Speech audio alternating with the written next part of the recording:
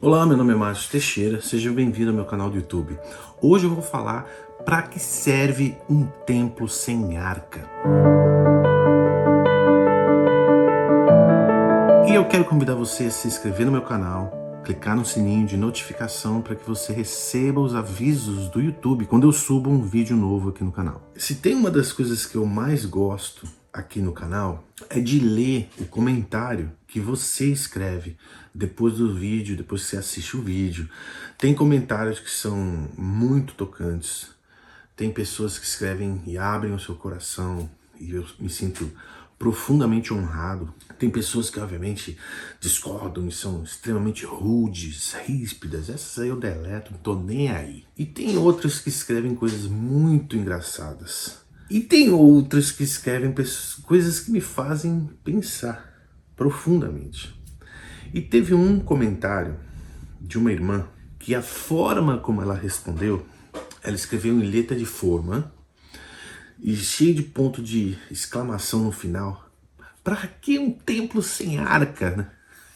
E eu achei aquilo tão engraçado, porque fazia parte do contexto que eu tava falando, né?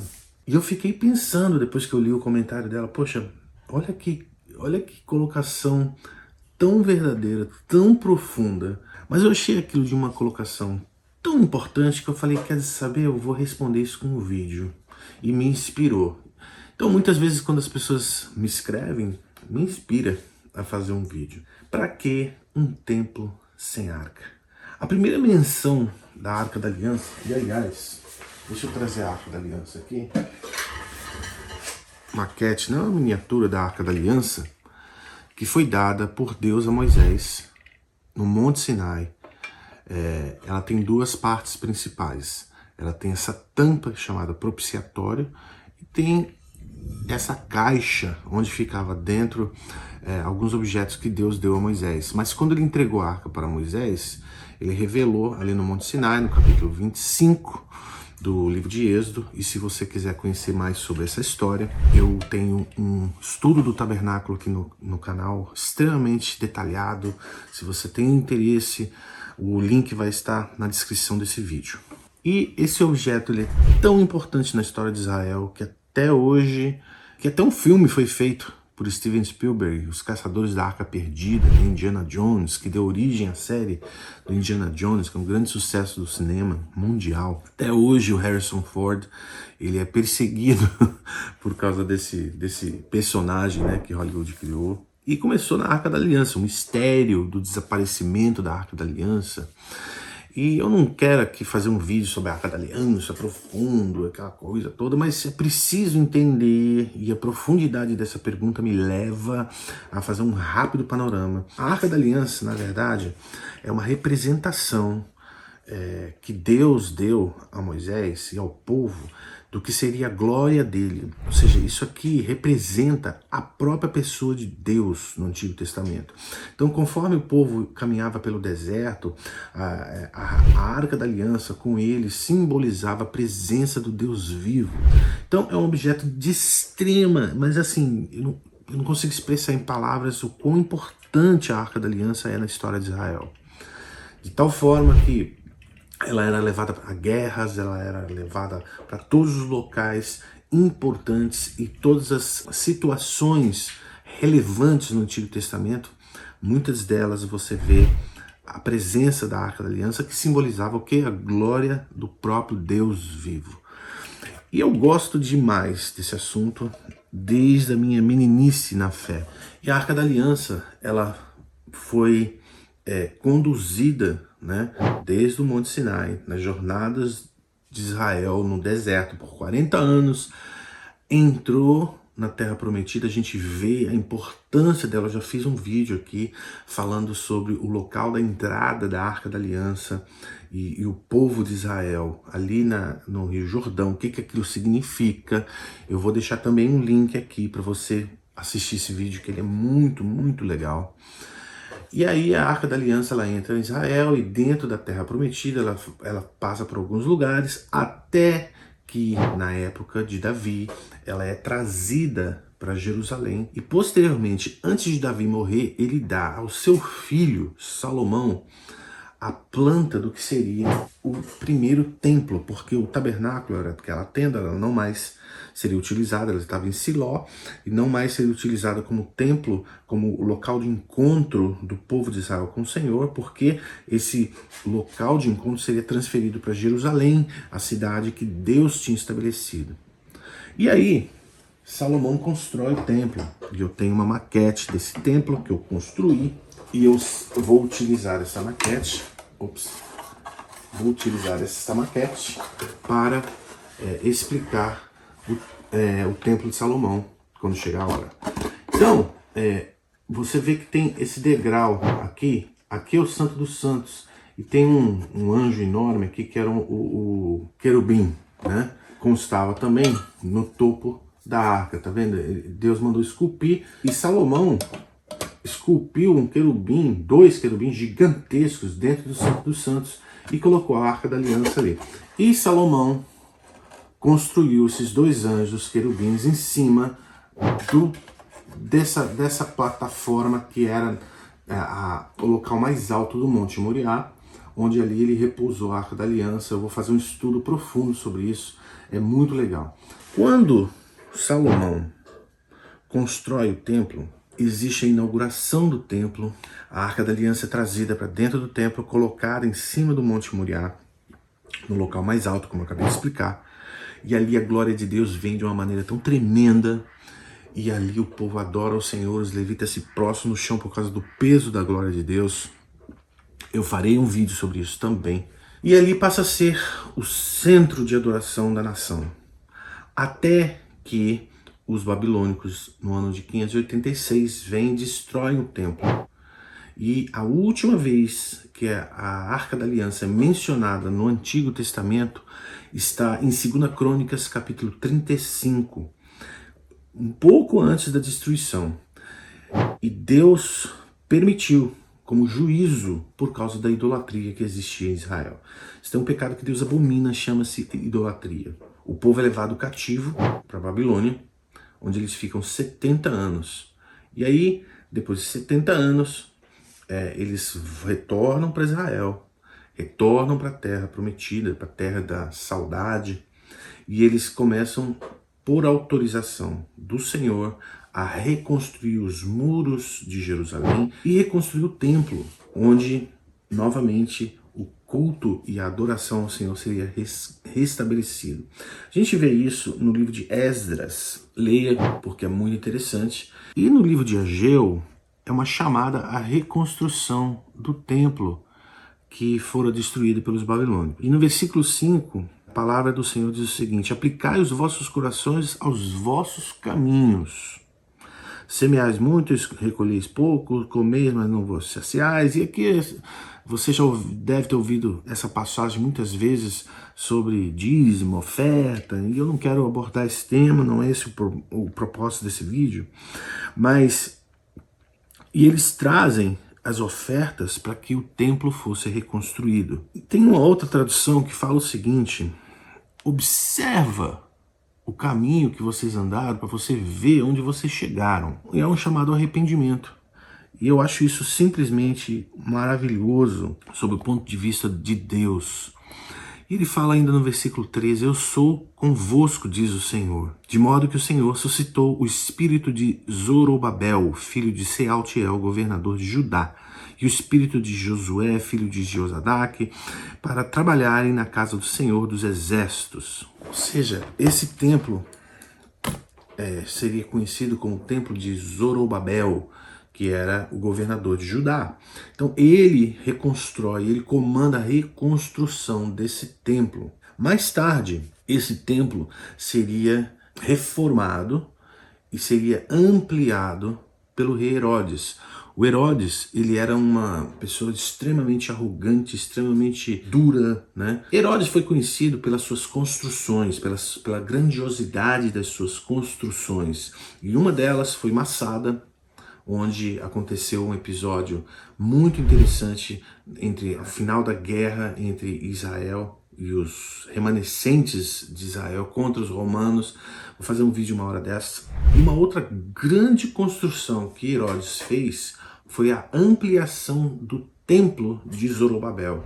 E esse foi o templo que Jesus conheceu quando ele veio. A história da Arca da Aliança, ela termina ali em Crônicas 586 e ela desaparece. Então, quando Jesus vem, não tem arca, não tem a glória de Deus manifesta no templo mais.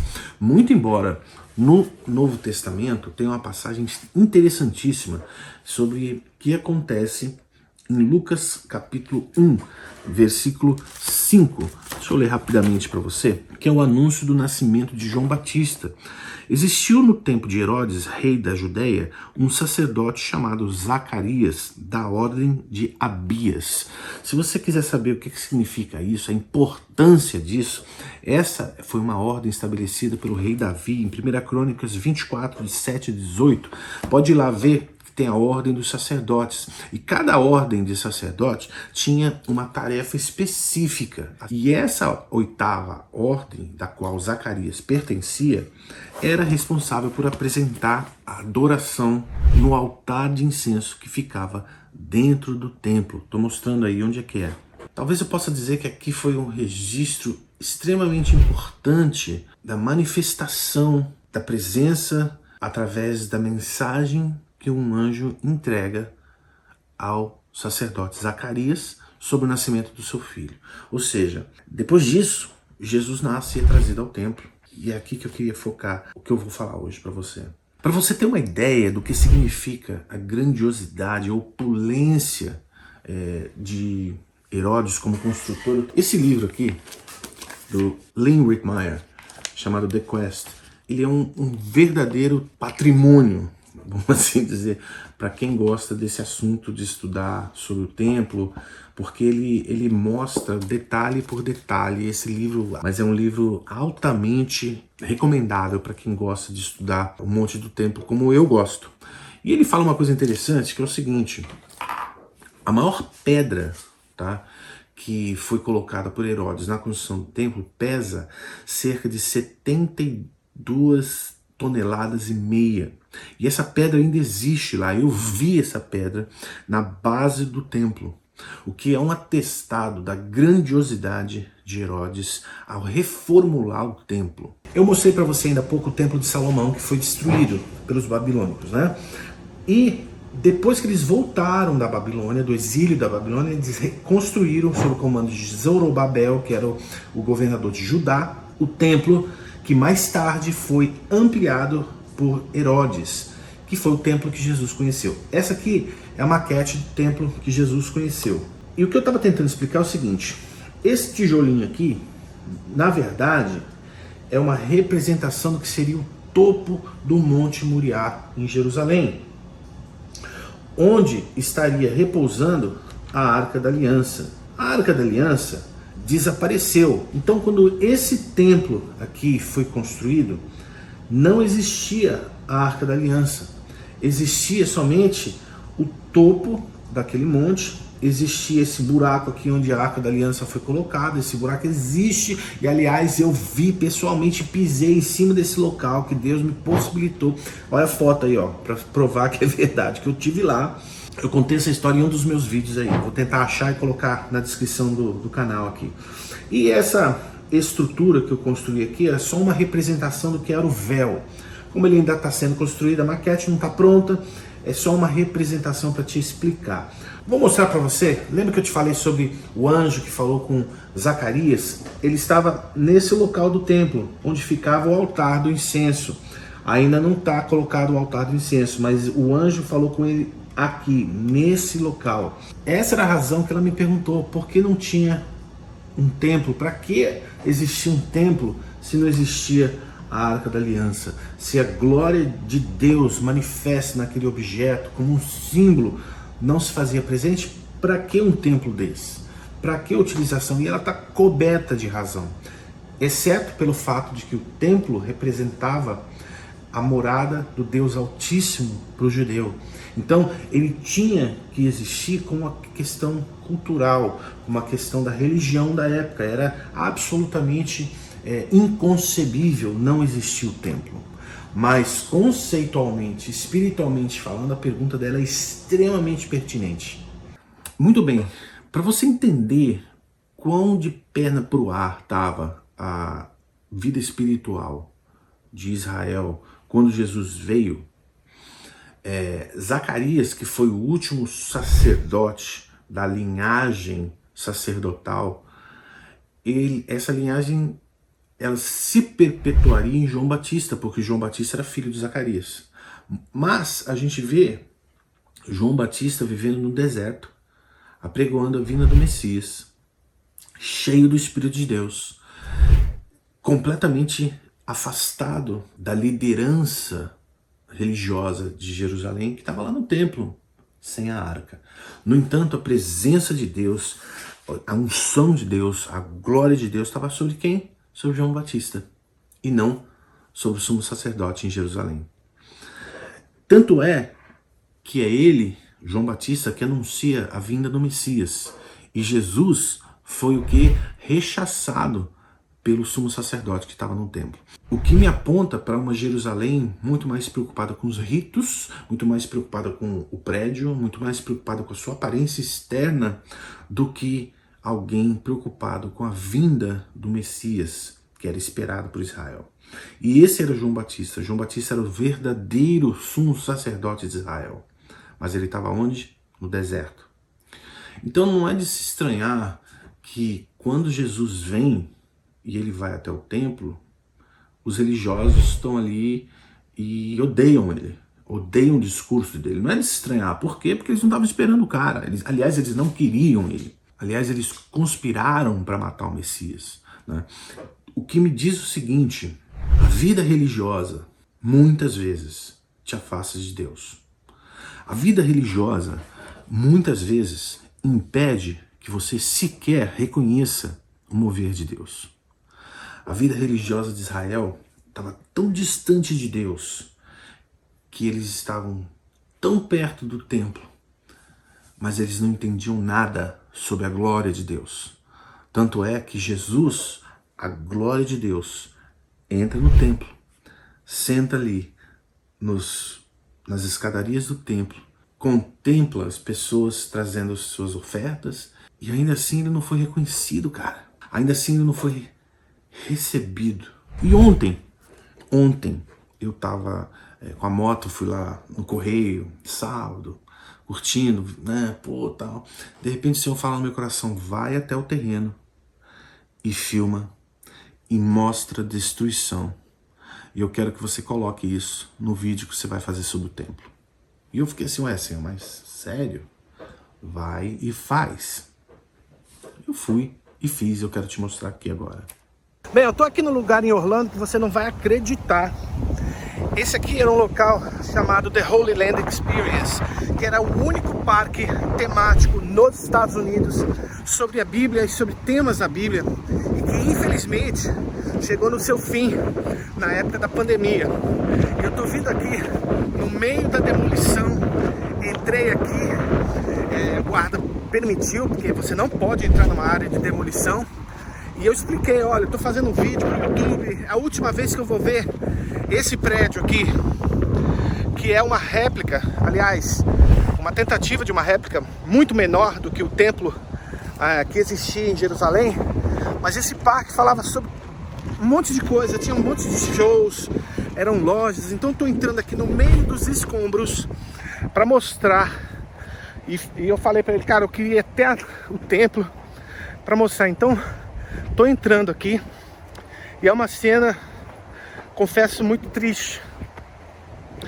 Olha aqui, vou mostrar para você. Aqui na minha frente está uma réplica do que seria as cavernas de Qumran, que fica lá no Mar Morto, onde se acharam os manuscritos do Mar Morto. Então tô tendo que ter muito cuidado onde eu tô pisando. Só escombros aqui. É muito, muito triste. E vai ser uma das últimas vezes que essa cena que eu vou mostrar pra você poderá ser vista. Aqui tinham vários bonecos. Tem um no chão aqui, ó. Tem um no chão, que eram os bonecos que existiam. Agora, gente, essa cena aqui pra mim é muito triste. E eu vou te mostrar. Olha isso. A gente chegava nesse local e entrava. Aqui era a esplanada do templo. Então você entrava e era tão lindo que aqui existiam shows e aqui a gente podia vir e adorar a Deus. Muito embora fosse uma experiência somente, um retrato do que foi um dia, aqui que a gente vinha. Eu vim tantas vezes aqui com os meus filhos, vim muitas vezes aqui. E é muito importante para esse vídeo que eu estou fazendo de hoje te mostrar isso. Aqui nunca mais haverá esse templo, nunca mais haverá esse prédio aqui. Isso aqui vai acabar, porque vai ser demolido, vai ser destruído. E eu pedi, pelo amor de Deus, para o cara deixar eu entrar. Ele foi muito gentil. Estou subindo as escadarias aqui. Nesse local aqui, no templo verdadeiro, existia um coral cantando. Jesus estaria sentado nessa área, observando as pessoas. Foi nesse local que aquela mulher que foi pega em adultério foi trazida perante os sumos sacerdotes, aliás, os sacerdotes daquela época. Nesse local aqui, que era uma esplanada, no templo verdadeiro. E aqui eu estou diante de um prédio que vai ser destruído, assim como o verdadeiro templo um dia foi. E ele foi tão gentil em permitir que eu entrasse e filmasse isso aqui. Porque mais triste do que você ver essa obra que tinha a intenção de proclamar a palavra do Senhor aqui em Orlando, mais triste do que isso, se a tristeza que eu estou sentindo aqui agora de estar aqui e vendo isso aqui em escombros, imagina o que não é para o nosso Deus quando Ele contempla do céu a nossa vida destruída pelo pecado, como esse prédio, tudo destruído, ainda ser destruído, ainda está de pé, e a glória dele não habita, a presença dele não habita, e a glória foi embora, a presença foi embora. Você imagina a tristeza do nosso Deus em contemplar a nossa vida quando ela está em escombros. Da mesma maneira que estou vendo esse templo hoje aqui, me traz uma tristeza em ver isso sendo demolido. Imagina a tristeza no coração do nosso Deus. E essa é a última vez que eu vou contemplar essa cena aqui. A última vez. Porque vai ser demolido isso aqui. Vai virar um hospital. E acabou. Acabou o sonho. Acabou aquele ambiente onde a presença de Deus estava. E aqui era assim. Você vinha aqui, você sentia a presença de Deus. E agora ela foi embora. Vou andar por aqui, vou te mostrar um outro local que é muito, muito lindo. E que também vai ser demolido. Aqui existia uma espécie de uma lanchonete. E aqui a gente descia. Aliás, nesse local aqui era uma réplica do Gólgota, da crucificação. Eu vou andar aqui e eu vou chegar em um local que era muito gostoso de vir. Tô olhando para ver se os guardas não estão vindo atrás de mim aqui. Mas tá tudo detonado, tudo destruído, tudo acabou. Aliás, nem sei se existe mais. Mas eu queria muito que vocês vissem. Eu acho que é aqui. Tá tudo destruído, meu Deus. É aqui. Achei. Gente, que tristeza ver isso. Que tristeza ver essa destruição. Aqui, ó, uma réplica da tumba de Jesus. Uma réplica onde os atores vinham. E aqui em cima, o mato já tomou conta, obviamente. É o local onde havia uma cena da crucificação real. E aqui a tumba. Deixa eu ver se a gente pode entrar, ver o que tem aqui dentro. Não deve ter nada, né? Óbvio. Alô? É. Aqui ficava uma réplica da tumba. Tá vendo? Ou seja, quem vinha a Orlando podia visitar isso aqui. E está sendo destruído. Essa é a última vez que essa cena vai ser vista. Aqui é uma réplica da tumba que existe em Jerusalém. Eu já visitei essa tumba lá. Realmente é uma réplica um pouquinho menor da réplica verdadeira. Mas eu quis trazer esse vídeo até você para ilustrar. Será que eu posso pisar aqui? Poxa, tá tudo sendo destruído, que tristeza. E é a última vez que eu vou ver essa cena, é a última vez que você vai ser essa cena. A última vez que você vai ver essa cena. Aqui. A tumba, o Gólgota. E ali, o templo. Aqui é as cavernas de Qumran. E aqui é demolição em andamento, tá vendo? Se eu tô sentindo essa tristeza, você pode imaginar a tristeza que nosso Pai Celestial sente quando ele vê esse templo aqui em escombros. Entende? Deixa eu caminhar por outro lugar aqui pra ver o que eu acho. Se tem mais alguma coisa pra gente ver. Aqui existia uma maquete da cidade de Jerusalém que eu amava. Olha quanta coisa que tinha nisso, que vai se transformar em pó e vai ser um hospital. O interessante é que a gente passava pertinho. Aqui tem uma avenida gigantesca e tem aqui os pavilhões que contavam a história da Arca de Noé, contava a história de Jonas, tá ali a baleia, contava várias histórias.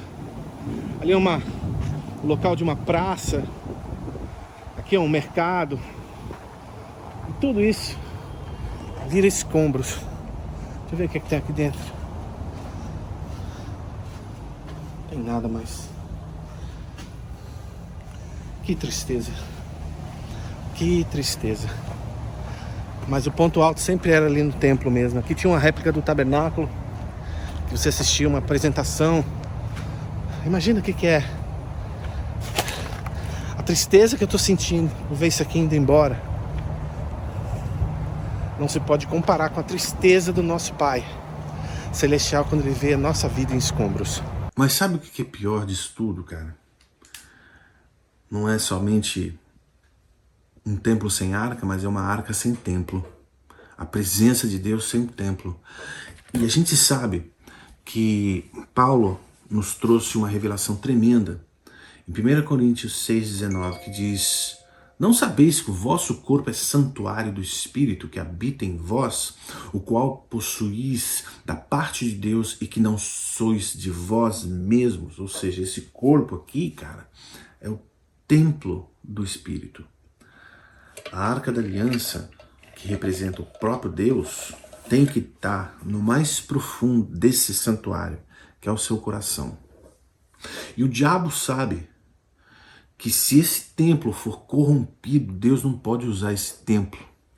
Deus não, simplesmente vai refrear a utilização desse templo para a glória dele, enquanto esse templo for corrompido. E o interessante desse versículo do templo, do corpo, que é o templo, é o versículo justamente anterior a ele, que nos explica como se corrompe esse templo. Ele diz o seguinte: fujam, corre, se distancia da imoralidade sexual. Todos os outros pecados que alguém comete fora do corpo os comete. Mas quem peca sexualmente, peca contra o seu próprio corpo. Fica meio óbvio, e aqui eu não quero colocar um peso de culpa em você, porque a Bíblia diz que todos pecaram. Eu pequei, você peca, eu peco. Mas esse tipo de pecado específico que a Bíblia está trazendo, ele viola esse templo. Quando esse templo aqui é violado, Deus se refreia. Não só Deus se refreia, mas é o próprio pecado que cala e impede aquele vaso ser usado por Deus. Quer um exemplo? Davi. Davi, quando pecou com Batseba, a Bíblia diz que ele ficou 1 ano e tanto se corroendo por causa daquele pecado. Os ossos por dentro se envelheceram. Lembra que fala naquele versículo? E a gente lê em Salmo 51 o momento do arrependimento de Davi, quando ele se constrange diante do Senhor pelo pecado que ele cometeu. Que pecado que ele cometeu? O pecado sexual, cara. E aquele pecado foi uma devastação para o resto da sua vida. Deus pode consertar qualquer pecado. Deus pode perdoar todos os pecados, mas as consequências ficam. E Deus pode continuar a utilizar a vida de alguém que comete pecados, que comete principalmente a imoralidade sexual. Mas agora você já parou para pensar, já parou para observar a forma como o diabo devasta a cultura brasileira através da imoralidade sexual? Você já parou para pensar o que significa o carnaval, a influência das músicas, literatura, tudo, televisão, tudo. Por quê? Porque se ele conseguir violar o templo, ele consegue bloquear, parar, retardar o agir de Deus na terra. E o agir de Deus na terra significa a pregação do Evangelho, a vinda do Messias. Se ele puder prender você na religiosidade, no ir à igreja, está tudo bonitinho, mas por dentro o templo está podre, destruído, ele vai fazer. Que nem os escombros que eu acabei de mostrar. É igualzinho, é como Deus vê. E sabe, tem um versículo em Salmos, Salmo 90, versículo 8. Diante de ti puseste as nossas iniquidades e os nossos pecados ocultos à luz do teu rosto. Deixa eu te explicar o que esse versículo significa. Esse versículo significa: diante de ti puseste as nossas iniquidades. Iniquidade é um pecado que habita o teu coração, que ninguém vê, mas Deus vê. Iniquidade é algo tão peçonhento da parte do diabo que ele permite que você viva sob uma aparência. Ele permite que o exterior seja bonito. Então é aquela pessoa que vai para a igreja com a Bíblia debaixo do braço, achando que está tudo bem, mas quando dentro está tudo podre. Deus vê. E o que ele está falando aqui é que isso está descortinado perante o rosto dele. A luz da glória de Deus exibe o pecado que existe escondido no nosso coração. E Deus não quer isso, cara. Deus morreu por esse pecado. Deus morreu por essa iniquidade. Ele quer que a gente entregue isso para ele.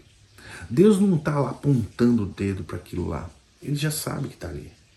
O que ele quer que a gente confesse. Porque quando a gente confessa, é como se a gente tirasse de dentro de nós e fala: está aqui, Senhor. E aí, pela graça e misericórdia que ele teve por mim e por você, ele perdoa. Quando a gente confessa, se confessarmos os nossos pecados, ele é fiel e justo para nos purificar de toda injustiça. Então, respondendo àquela irmã que escreveu: para que serve um templo sem arca? Para nada, a não ser para bloquear o agir de Deus na terra. Que eu não seja um templo dessa forma, vazio da glória de Deus. Que eu seja alguém cheio da glória de Deus, para que tudo que eu faça, em nome dele, proclame a vinda do Messias que está para voltar, que está para chegar na terra novamente.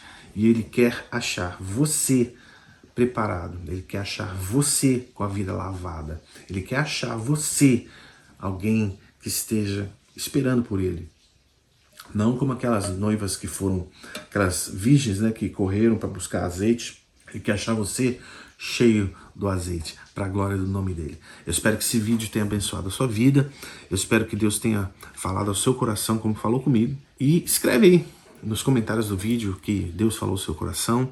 Escreve o que Deus tem falado com você esses dias. E não deixa de compartilhar esse vídeo. É muito importante, porque quando você compartilha esse vídeo e outras pessoas assistem, o YouTube, ele dissemina esse conteúdo nas redes. E isso é importante para a disseminação do quê? Do Evangelho do Senhor. Então Deus te abençoe e até a próxima.